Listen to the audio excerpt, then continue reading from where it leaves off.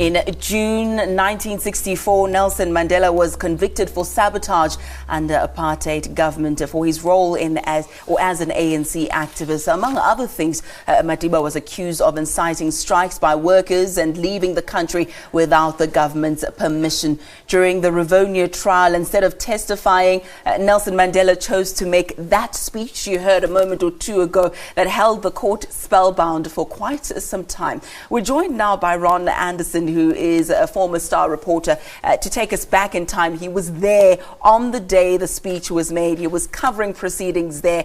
Mr. Anderson, a very good morning to you. Thank you so much for your time. Morning.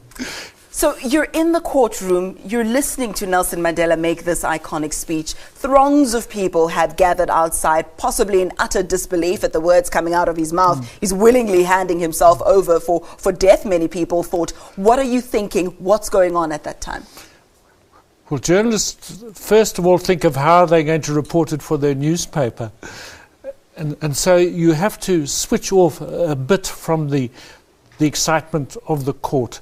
So the first thing I did, I went to Brian Fisher, who was the leading defense advocate, and I said, "Have you got a copy of the speech?" And he said, "Yes," and he gave me a copy, which was a great help for us in reporting. But I'll never forget the dignity of Mandela as he stood there and read the speech.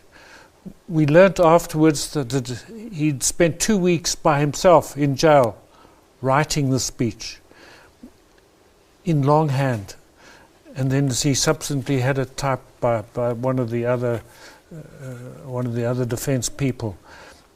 And there was big discussion amongst the accused as to the last paragraph, the famous last paragraph. Some of them thought it would provoke the judge into giving the death sentence. He said, "I'm prepared to die." Well, it wouldn't be so bad. The judge said, "Oh, you're prepared to die? You know, die." Others said, "No, it'll have the opposite effect." And so there was this discussion amongst them. And ultimately, it wasn't all written out. But Mandela, as he says in his book, Long Walk to Freedom, I memorized that last paragraph, and I stood up and I delivered it looking the judge straight in the eye, not reading it. There are various other aspects of that speech. I think you touch on the one that's most profound and most quoted, one of my personal favorite quotes as well.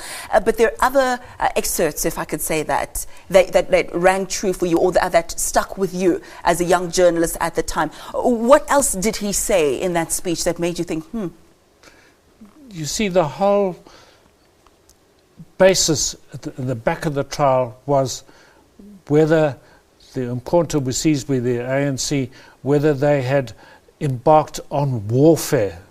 They said, "We've only embarked on sabotage. We're not going to injure people.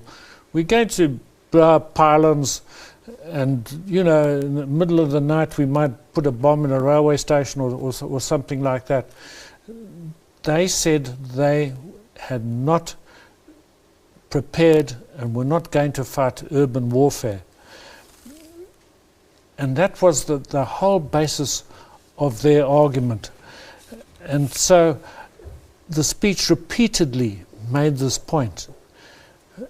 But it was a very, very good analysis of the history, the political history of this country, and how apartheid had forced blacks into totally inferior positions. Just to give one example that I can remember, in the school system, only 40% of black children went to school at all.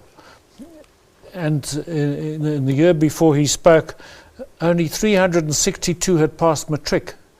I mean, that's incredible. And the Prime Minister said, "You know, we're going to keep blacks at a level below the whites." I mean, he said it just like that, boldly, unashamedly. So the whole impression was given from this speech how the blacks were being oppressed. And he was quite right.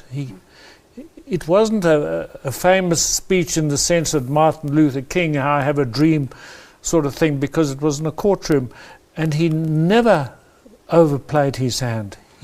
He kept things simple, straightforward, and true.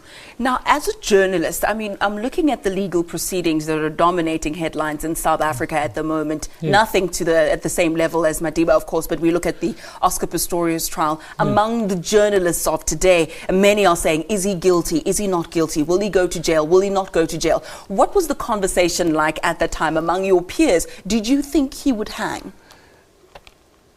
It was never the death sentence, or the possibility of the death sentence was never mentioned in court, but it was always lurking there. You could see that the whole defense strategy under Brown Fisher was to prevent the death sentence. And so we didn't discuss it much because it wasn't openly discussed, but it was behind the scenes in a passive way.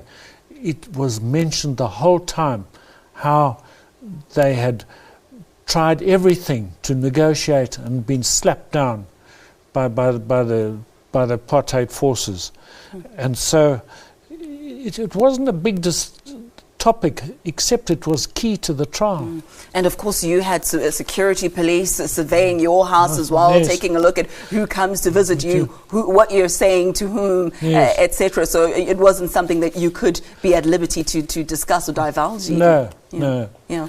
Just in closing, I wanted to ask you, it was very tough for black journalists at that time as well. I'd imagine for white journalists too, that you may have feared for your life, that you may have wondered whether or not this country will go up in flames. Looking back and looking at that speech, what has been the significance thereof, in your opinion?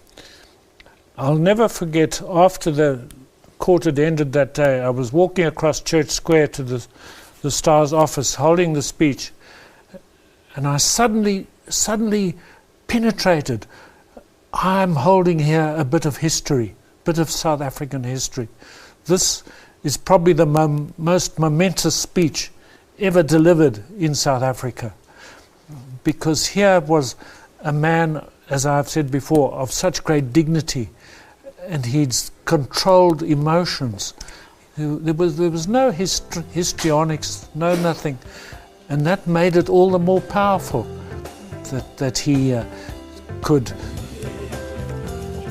put forward the political realities in such a simple and yet forceful manner.